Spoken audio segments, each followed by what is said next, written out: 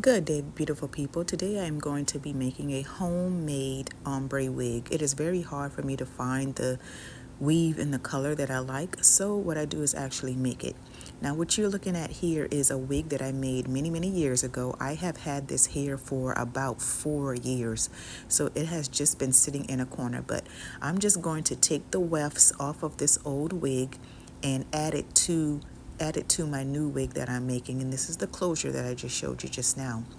So I'm going to be coloring all of this because I don't have enough hair in the color that I want.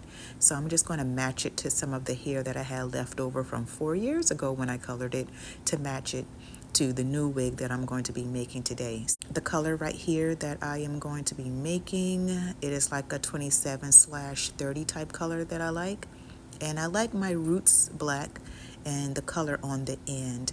And like I said, it's hard for me to find that, so here we go.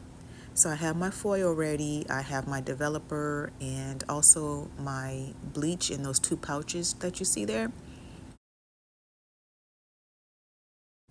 So y'all excuse me, I have 20 and 40 developers, so I'm just going to mix these two together to get the amount of developer that I actually need to make this happen. I didn't want to buy any more. This is what I had, so I mix it together and I'm going to get about a 30 volume. So now I'm just laying the hair out so that I can get a good measurement of about how much foil I'm going to need to place it on.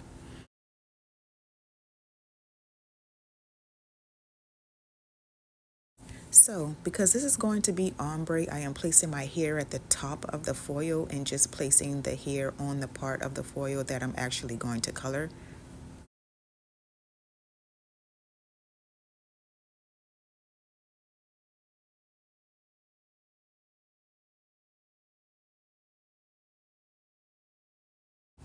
This measurement mix was about 1 ounce to 1 ounce.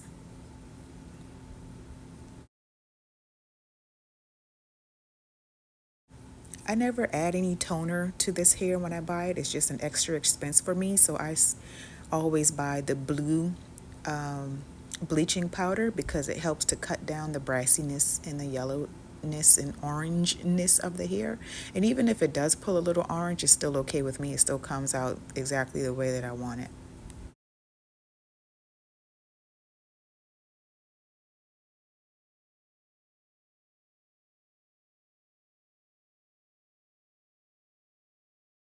So here I have a nice good consistency, and I'm going to go ahead and start applying it to the hair.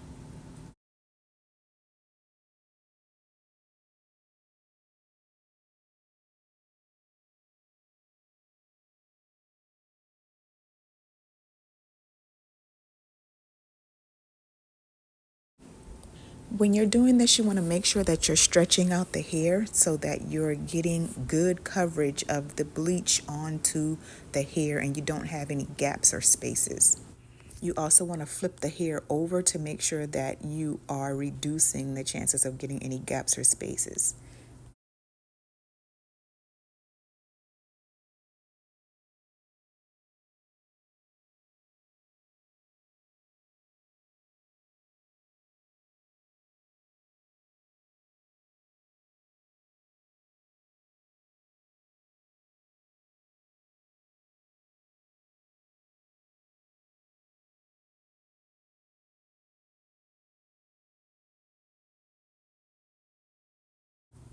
After you get some good coverage, you want to go ahead and close up your foil and place it over the parts of the hair that you have your bleach on, leaving out the roots because, again, this is going to be an ombre style wig. Now I'm just going to repeat the process on this next weft.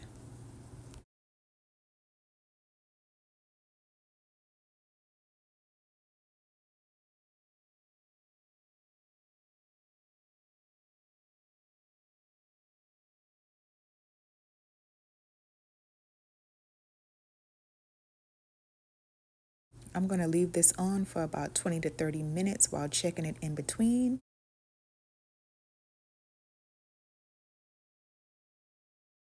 While I'm waiting, I'm going to go ahead and shampoo the black hair that I'm going to leave black, and it is still on the wig that I made before, and I don't want to take it off of that wig because that way I'll know what wefts to place on my new wig. So the wefts that are at the back of the nape on this old wig, that's where I'm going to put those same wefts on my new wig. So keeping them on the actual wig cap will help me have a better idea of where those pieces go, because some are going to be longer than others. So now I'm just going to put this aside with the other ombre hair that I had previously colored that I have already shampooed again. Now I'm going to go and check my hair to see what color we have arrived to. Now that I have the color I want,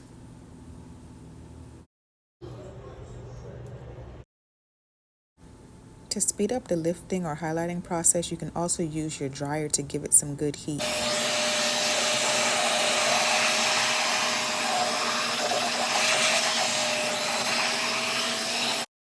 Now that the hair is nice and lifted to the exact color that I desire, I'm going to go ahead and rinse this out. I don't have any type of special shampoo. I just used whatever I had, and I'm going to rinse all of this bleach out and give it a good shampoo.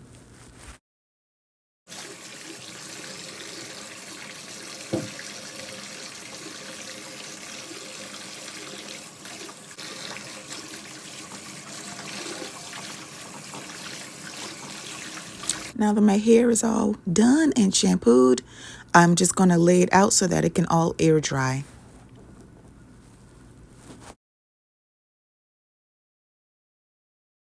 So after the coloring process, this hair sat in a bag.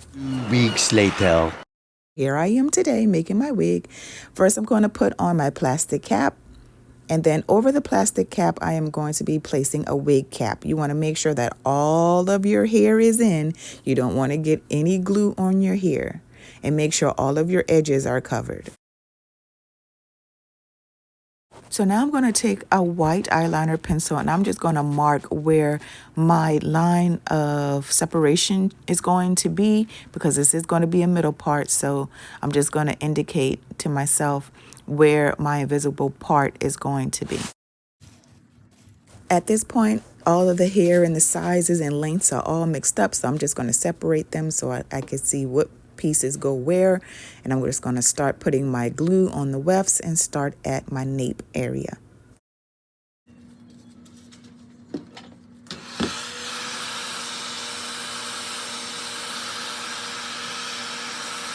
Before I put each piece on, I am wetting this hair and detangling it, because I don't want to detangle it when it's already attached to the wig cap, because it's definitely probably going to pull the weft off of the cap. So before I glue down each piece, I'm actually going through and doing this process.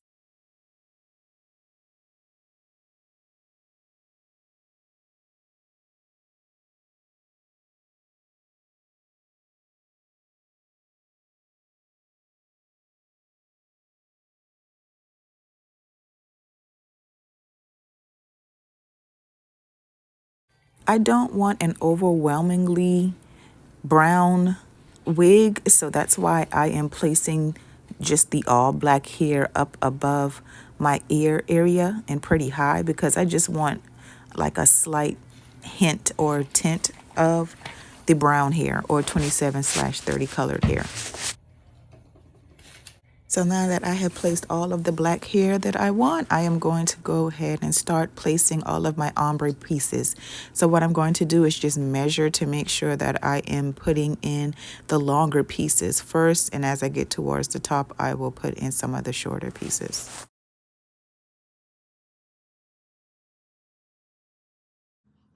In some areas, I did double the track as I did right here.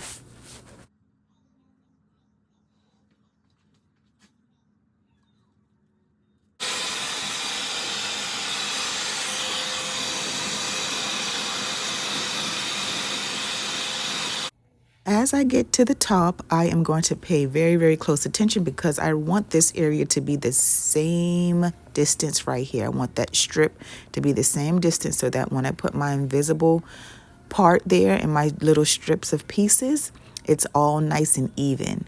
So I am going to continue to lay these tracks until it gives me an even section on both sides. Because if you look closely right now, the way that I have these tracks laid, I have a little bit more space left over on my right side than I do on the left. I'm also going to be measuring about where my closure is going to be. And so once I do that, then I know how to go ahead and lay the rest of my tracks.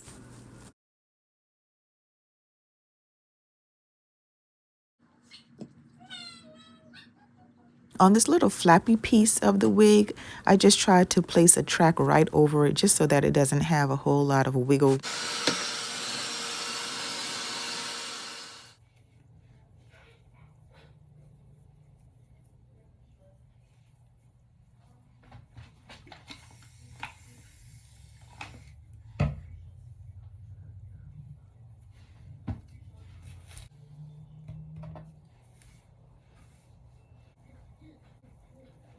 Now that I have most of the back laid down, I'm just going to start measuring the smaller strips that are going in the invisible part area. So once you measure one time, that's really all you have to do. You can keep measuring each piece with the same strip that you cut, and I'm going to show you. So once you measure that one strip going from the line of demarcation to wherever the track begins, you just go ahead and cut that. And then you place it up against the long piece of the track and you cut the same distance. And you keep doing that for about however many strips that you think you're going to need. It's always better to cut less than more because you can use the longer track for whatever is left over, any spaces or gaps you want to fill in.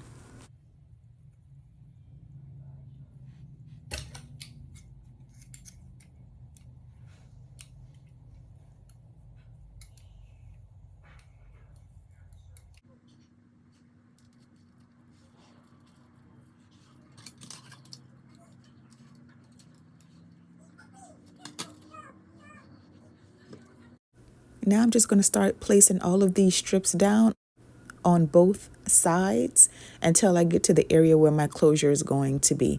I also want to just make sure that I always have enough space in between to lay my scissors when I go ahead and cut this wig where the part is going to be.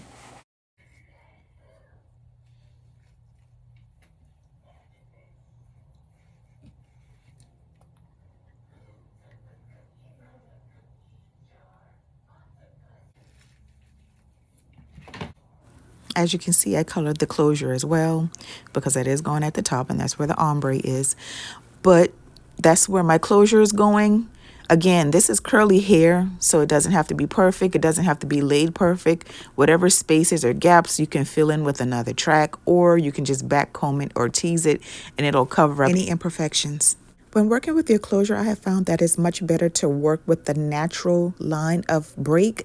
So what I do is I find the thinnest part of the closure, and that's where I place it up against where my part is going to be on my wig.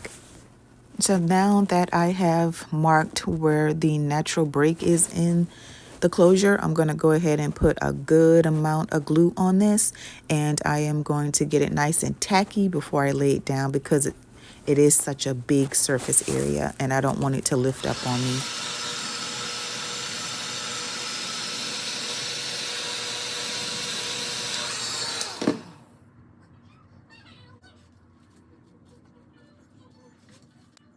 I'm just going to run the dryer through the whole wig and make sure everything is nice and secure.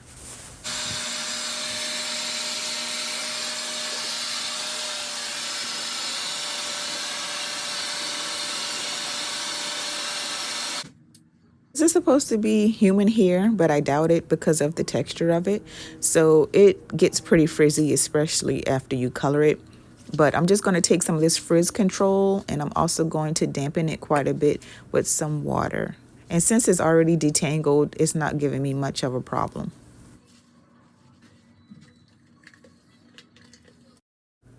I'm going to go through it section by section and finger detangle it and use my detangling brush just to give it a nice and sleek and more neat look and make sure that I have at least most of the tangles out and it lays properly.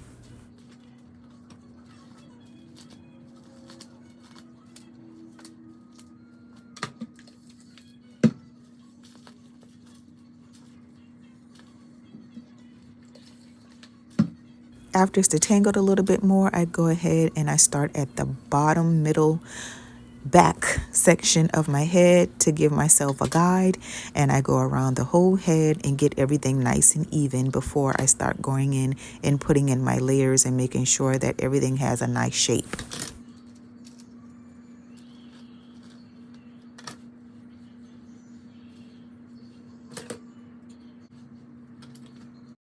So now that I have all the ends all trimmed, I'm going to go ahead and give it some layers so that it has more of a mushroom shape to it.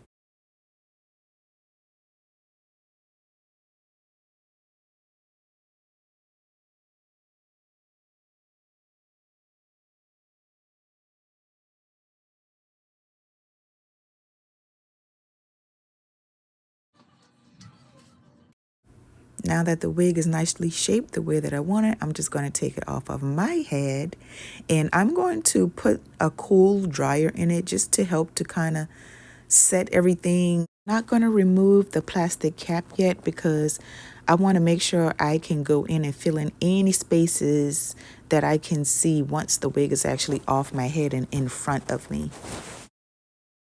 After I filled in everything to my satisfaction, then I take the plastic cap off of the wig cap. After the plastic has been separated from the wig cap, I go ahead and I cut where my invisible part is. So now I am going to be adding some clips that I bought from the hair store they were $5.99, I think, for 12 or so.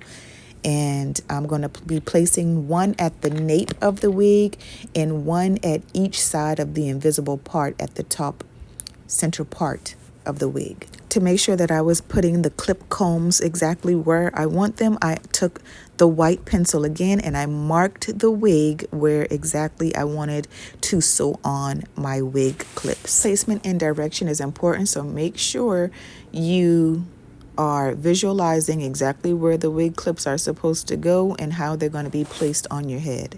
I'm a stickler for comfort, so if wig clips aren't your thing and they hurt your head like they sometimes do mine, you can just use bobby pins to secure this wig down when you're ready to wear it. This is not the needle that I like. I like a straight needle, but this is what I have. And so this needle is kind of thick and it was a little too big to go through the comb or the clips. So I just made a way basically. But anyway, I got the clips on successfully. And then after I got the two on the front parts of the invisible part, I just put one at the nape of the wig. So overall, I only have 3 clips in this wig. Otherwise, wherever there were places that I felt needed secure on the wig, like I said, I just used bobby pins to, secure the wig a little bit more. This is the finished look. It came out exactly as I desired. The only thing I wish I did was make the wig sooner. This wig and this hair, I should say, set for so long before I actually made the wig.